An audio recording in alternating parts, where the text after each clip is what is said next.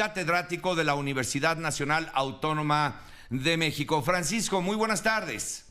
Muy buenas tardes, Mario, aquí con el gusto de estar contigo y con tu audiencia de Radio Fórmula. Gracias, Francisco. Bueno, pues un comentario de tu parte, claro que se amerita esta tarde para que logremos todos una mayor comprensión a lo que ha ocurrido hoy en esta materia.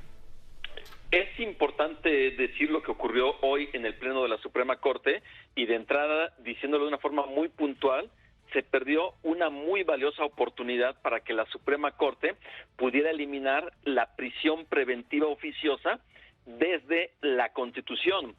Es decir, no se alcanzó con una mayoría calificada de cuando menos 8 votos de los 11 ministros para poder reinterpretar una palabra que se encuentra en el artículo 19 del Constitucional y es la palabra oficiosa. Es decir, la prisión preventiva oficiosa es aquella prisión preventiva que en automático se le impone a una persona por considerar que ha cometido alguno de los delitos de alto impacto que se establecen en el artículo 19 de la Constitución. Es decir, estamos hablando, por ejemplo, de casos de abuso o violencia sexual contra menores, delincuencia organizada, homicidio doloso, feminicidio, violación, secuestro, entre otros delitos. Entonces, la propuesta del ministro Luis María Aguilar consistía en que cuando se leyera prisión preventiva oficiosa, el juez de control tenía que leer que en cada caso lo oficioso no es automático, sino tendría que justificarse caso por caso. No se alcanzó la votación, por lo tanto, la prisión preventiva en automático va a continuar en nuestro sistema de justicia penal, en nuestro sistema constitucional, y esta es, digamos, una mala noticia, porque lo que sí hizo la Suprema Corte, que es en donde sí alcanzó una votación para declarar la invalidez, es sobre delitos fiscales. ¿Por qué sobre delitos fiscales, sí. Mario? Porque el artículo 19 de la Constitución tiene un catálogo de 16 delitos, y después, cuando el Congreso de la Unión reforma el Código Nacional de Procedimientos Penales, la Ley de Delincuencia Organizada, hace una adición al incorporar delitos fiscales.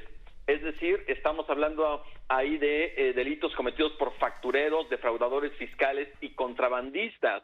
Y no es que se les esté dejando en libertad a ellos, porque para eso existe la prisión preventiva justificada absolutamente para todos los delitos, pero los de alto impacto que se encuentran en el artículo 19 constitucional, a eso se les va a imponer esa medida de prisión preventiva en automático, que es violatoria de derechos humanos, violatoria de nuestra libertad personal, de la presunción de inocencia, el debido proceso, además de que atenta contra tratados internacionales en materia de derechos humanos. Pero entonces, bien, muchas gracias, Francisco, pero entonces entiendo, maestro Francisco Burgoa, son dos asuntos. El primero, la prisión preventiva se mantiene y prevalece como hasta ahora en nuestro país. Y en el caso de aquellos llamados factureros, contrabandistas y defraudadores, ya no obtendrían el beneficio de la prisión preventiva, digamos, en libertad, pues.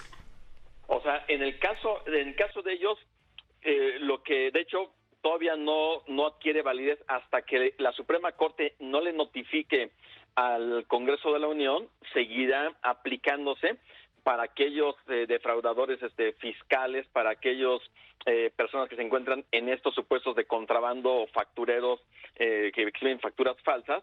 Ellos se les van a seguir imponiendo la prisión preventiva en automático. Una vez que la Corte le notifique al Congreso, ellos deberán de estar solicitando a través de sus jueces una revisión de medidas cautelares para saber si ellos ameritan que continúen en la cárcel preventiva o puedan seguir su proceso fuera de la cárcel. Porque el hecho de que se pudiera estar declarando, ya no ocurrió así, pero es importante decirlo, el hecho de que la Suprema Corte pudiera declarar la invalidez de la prisión preventiva oficiosa no quería decir que en automático todas las personas que se encuentran con una medida de esta naturaleza en las cárceles, que son miles de personas, iban a obtener su libertad en automático, de ninguna manera. Simplemente se tendría que estar revisando caso por caso para saber en quiénes sí y en quiénes no, iba a continuar esta medida cautelar para que siguieran su proceso dentro de alguna de las cárceles de nuestro país. Ahora, porque entiendo que el tema de la retroactividad de la ley, en aquellos casos que favorezca, digamos, sí aplica, pero no en aquellos que perjudique. ¿Tiene algo que ver esto?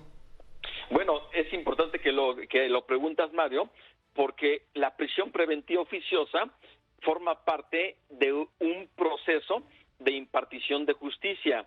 Es una medida cautelar que tiene como propósito que una persona que se puede tener el temor fundado de que se pueda sustraer a la acción de la justicia, o que si está en libertad puede causar daño a la sociedad o a las víctimas. Con esta situación no quiere decir que en dado caso se podría estar aplicando de forma retroactiva en perjuicio, porque como es una medida procesal, no estamos hablando de un derecho como tal en la prisión preventiva, sino de una medida cautelar.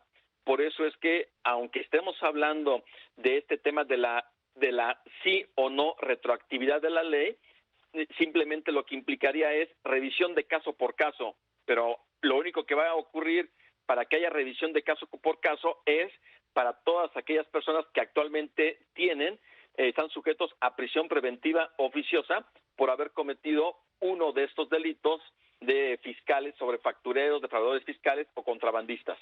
Bien, ahora, Francisco, regreso a la primera parte porque bien lo señalabas tú en tu comentario. Son dos apartados, y el primero es que se mantiene la prisión preventiva en nuestro país, la cual tiene un costo, recuerdo yo, en estudios, pues ya hace de varios años, en aquel entonces, de 4,000 millones de pesos al año. Eso cuesta la prisión preventiva, más de eso, ¿no? Ya en estos tiempos, eso cuesta la prisión preventiva al año en nuestro país. Lamentablemente es una cantidad que hoy no tenemos en este momento a lo mejor la cifra exacta para decir de cuánto nos cuesta tener a estas personas en una prisión preventiva oficiosa, y que además la mayoría de las personas que están en prisión preventiva oficiosa son personas que no tienen recursos para poder contratar abogados, y que lamentablemente no es que se esté impartiendo justicia, porque es prácticamente una pena adelantada. Es como un limbo. La presunción. Y ese es también un limbo. Ahora sí, lo de los 4,000 millones ya es lo de menos. El tema es cuántas personas quedan ahí a la espera de juicio, y cuando finalmente les llega su turno ya habrían cumplido 2 o 3 veces la condena completa de ser encontrados culpables, ¿no? Porque hay muchos casos que ni son encontrados culpables y ya se echaron 5 años, 6 años, 7 años, ¿no?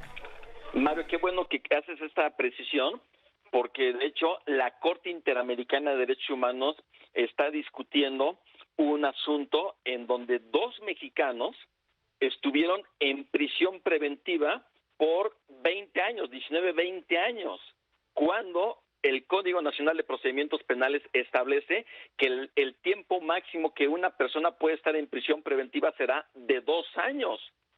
La realidad rebasa esos 2 años, hasta simplemente verlo en este caso, de estar 19 años estas 2 personas que finalmente demandaron al Estado mexicano ante la Corte Interamericana, y la Corte Interamericana en muy breve tiempo, estamos hablando de semanas o si no es de que muy pocos meses, va a dictar una sentencia condenando al Estado mexicano por estar teniendo esta medida de prisión preventiva oficiosa, y esperaría que en ese supuesto de esa condena, ahora sí, el poder reformador de la Constitución, el Congreso de la Unión, más las legislaturas de los estados, realmente puedan estar ya modificando la Constitución para eliminar la prisión preventiva oficiosa, porque debe ser una medida excepcional y no una regla.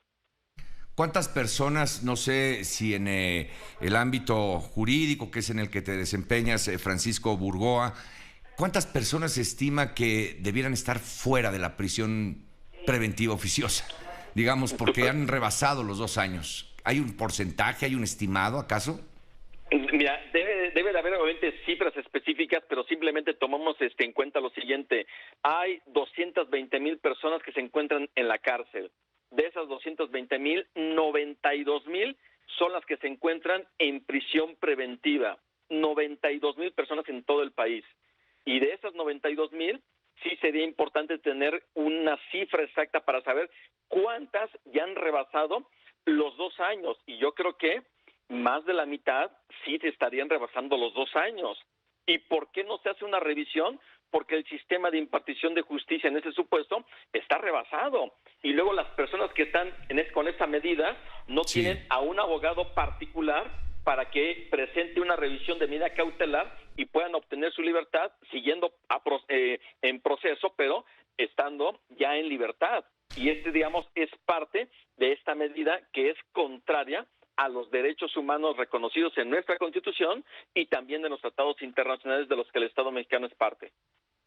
Bien, Francisco Burgoa, pues muchas gracias por ayudarnos a comprender de forma amplia lo que se ha anunciado el día de hoy, porque siempre es necesaria la interpretación de un especialista como tú para, pues te digo, tener comprensión sobre estos temas. Muchas gracias. Al contrario, Mario, excelente tarde. Esta fue una producción de Grupo Fórmula. Encuentra más contenido como este en radioformula.mx.